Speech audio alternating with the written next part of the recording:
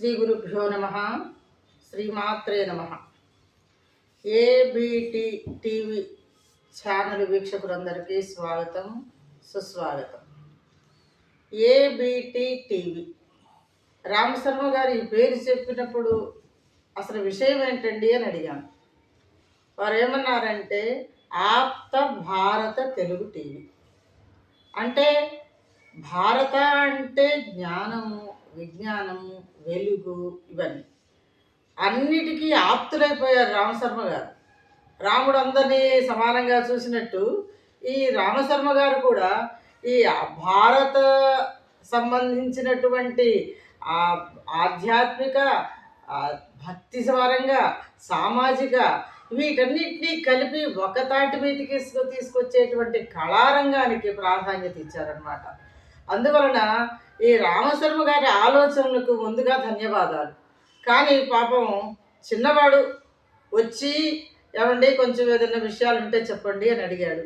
ఆయన ఉద్దేశం చాలా మంచిది కాబట్టి ఆయన ఆశీర్వదిస్తూ నాకు చేతైనంత వరకు నాకు తెలిసిన విషయాన్ని, నేను గ్రంథాల ద్వారా సేకరించినటువంటి విషయాన్ని రామశర్మ గారి దగ్గరికి పంపించేస్తున్నాను. మీ అందరూ వీక్షించండి.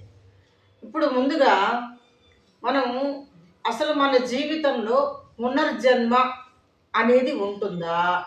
ఉంటే ఎలా ఉంటుంది? అసలు పునర్జన్మ ఎందుకు వస్తుంది? అసలు జన్మ అంటే ఏమిటి? జన్మకు పునర్జన్మకు మధ్య భేదం ఏంటి? అసలు పుట్టిన మనిషి మరణిస్తాడన్న విషయం అందరికీ తెలుసు. కానీ మరణించిన వాడు మళ్ళీ పుడతాడు అనేది నానుడి. ఏ గ్రంథాలు చూసినా కూడా ఇది సహజంగా వస్తున్నటువంటిది. అందుకే మనకు చెబుతూ ఉంటాడు 7 జన్మలు అని. అంటే మనకు ఒక జన్మతో సరిపోవట్లేదని అర్థం. అంటే ఇంకా ఇంకా ఇంకా జన్మలు మనం అనుభవిస్తూ ఉన్నాం. అయితే అసలు జన్మకి పునర్జన్మకి ఉన్నటువంటి తేడా తెలుసుకుందాం. ఫస్ట్ మనము ఈ దేహంలోకి ప్రాణం ప్రవేశపెట్టబడినప్పుడు ఒక తల్లి దగ్గర నుంచి మనం ఈ ప్రపంచంలోకి అడుగుపెట్టినప్పుడు మనం జన్మించాం. అయితే జన్మించిన తర్వాత క్రమక్రమంగా శిశువు నుంచి బాలుడుగా, బాలుడు నుంచి యువకుడుగా, యువకుడి నుంచి వృద్ధుడుగా మార్పు చెందుతూ చెందుతూ కాలానుగుణంగా మనం శారీరక పరంగా అంటే దేహాన్ని కొంతకాలం తర్వాత విడిచిపెట్టాల్సి వస్తుంది. అంటే మరణిస్తామన్నమాట. ఆ మరణించినప్పుడు మనకు శరీరంలో మనకు తెలిసింది దేహం మాత్రమే. కానీ 2 రకాలు ఉన్నాయి, స్థూలము, సూక్ష్మం. స్థూలం అంటే అందరికీ కనపడేటువంటి ఈ దేహం. సూక్ష్మం అంటే ఎవరికీ కనపడకుండా శరీరంలో దాగి ఉండేటువంటి ఒక ఆత్మ, అదే జీవుడు. ఆ జీవుడు మనలో ఉన్నప్పుడు అది మన శరీరం అనేది అమృతమయం. అంటే జీవుడితో కూడిన దేహము అమృతమయమైనది. అలా కాకుండా ఈ దేహము నుండి జీవుడు విడిపోయినాడు అనుకోండి, అది మృతం అన్నమాట.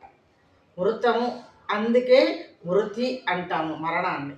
మృతం అంటే అర్థం ఏంటి? మనమేమనుకుంటాము, యువకుడుగా ఉన్నది నేనే, బాలుడుగా ఉన్నది నేనే, వృద్ధుడైంది నేనే, కానీ ఇప్పుడు అన్ని దశలు నేను మారుతున్నాను అంటే అర్థం ఏంటి?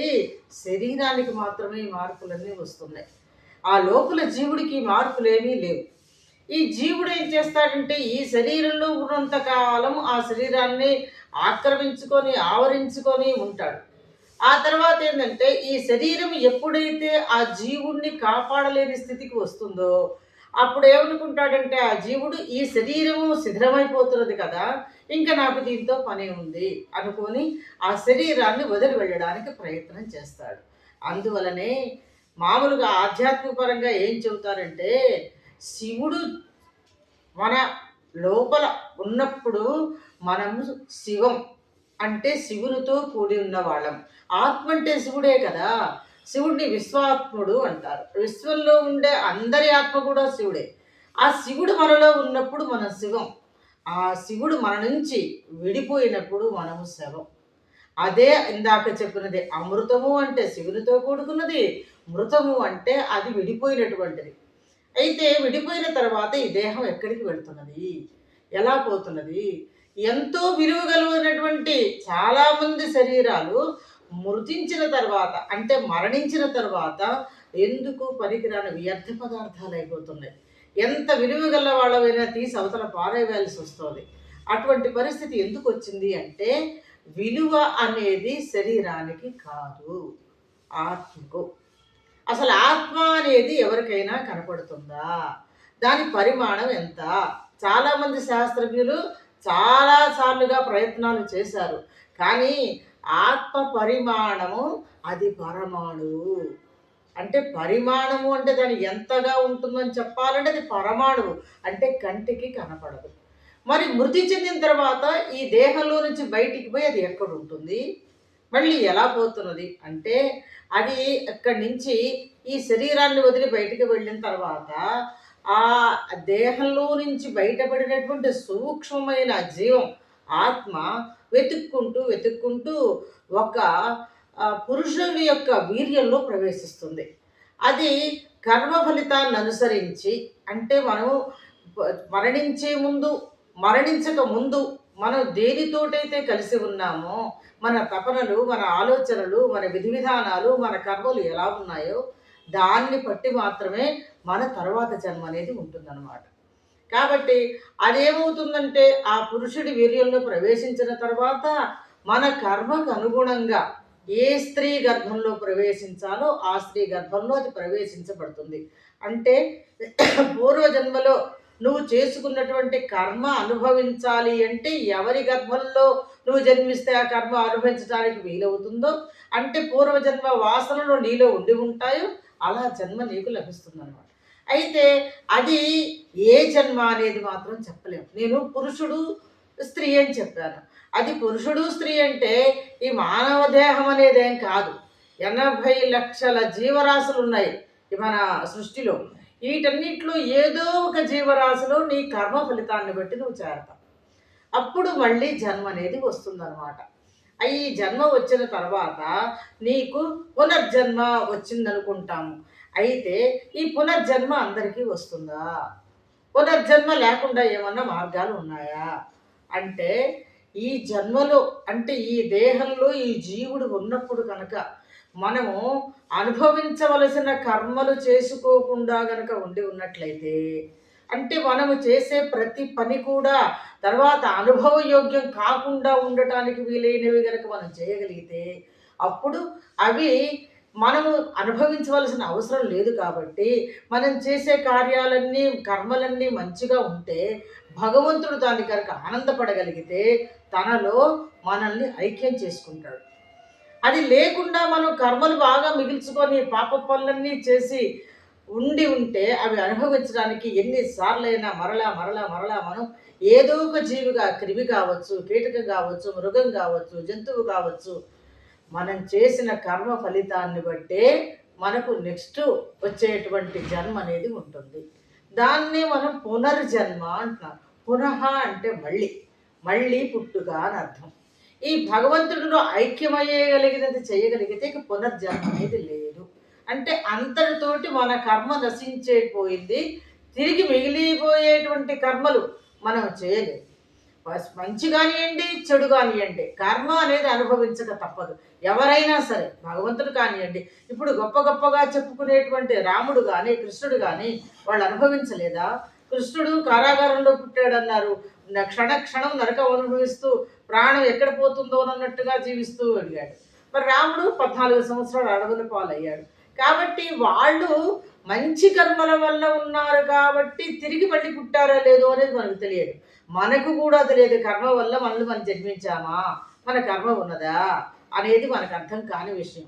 కాబట్టి మనము చేసే కర్మలలో అందరికీ పనికి వచ్చేలాంటివి, అనుభవయోగ్యమైనవి, తిరిగి అనుభవించడానికి వీలు కాకుండా ఉండేటువంటివి, 10 మంది ప్రశంసించదగినవి, మన మనసుకు తృప్తిని ఆనందాన్ని కలిగించగలిగేవి. కొన్ని కొన్ని పనులు చేసినప్పుడు మనకు బాధలు కలుగుతాయి. ఆ బాధను మనం అనుభవిస్తే తిరిగి అటువంటి పనులు మళ్ళీ చెయ్యకుండా ఈ వాసనలు అంటే అర్థం ఏంటి?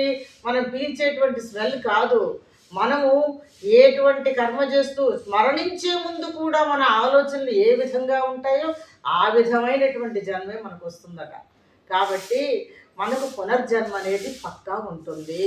ఎందుకంటే మనము అంత నిశ్శేషంగా పాపమేమీ లేకుండా పూర్తిగా జన్మ గడిపామనేది చెప్పడం అనేది సాధ్యమైన విషయం కాదు.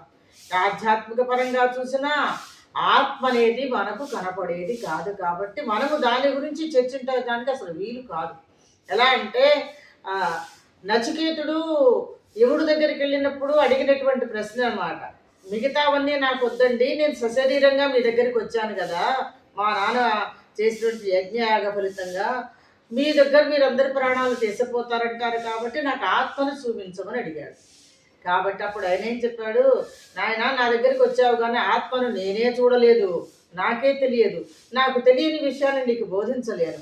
ఇటువంటి సూక్ష్మ విషయాలు తెలుసుకోవాలంటే గ్రంథ పఠనము ప్రాధాన్యం. లేదా మనకు ఉన్నటువంటి శాస్త్ర పరిజ్ఞానం ఉన్న వాళ్ళ దగ్గర తెలుసుకొని జ్ఞానాన్ని పెంపొందింపజేసుకుంటేనే ఆత్మ అనేది తెలుసుకోగలుగుతాం. ఈ ఆత్మ తెలిసినప్పుడు మాత్రమే జన్మల గురించి మాట్లాడగలుగుతాం. కాబట్టి అంత జ్ఞానం అందరికీ రావడం అనేది కష్టం. కాబట్టి ఈ మనకు పునర్జన్మ అనేది ఉంటుంది. భగవద్గీతలో కూడా చెప్పాడు ఏమని, ఆత్మ అనేది నీటికి తడవదు, అగ్నికి మండదు, వాయువుకు కదలదు, ఈ ఆత్మ అనేది కంటికి కనిపించనిది, ఇది నశించదు, ఆత్మకు నాశనము లేదు. అంటే ఇప్పుడు మనమేమనుకుంటున్నాము, నా వైపు వస్తుంది, నేను చనిపోబోతున్నాను అనుకుంటున్నాం. కానీ మనం ఎందుకు అనుకుంటున్నాం అంటే అట్లా నేను నాది అనుకున్నాను కాబట్టి. నేను అనేది దేహం మాత్రమే, ఆత్మ నాది కాదు. నాది కానిది నా దగ్గర ఉండదు.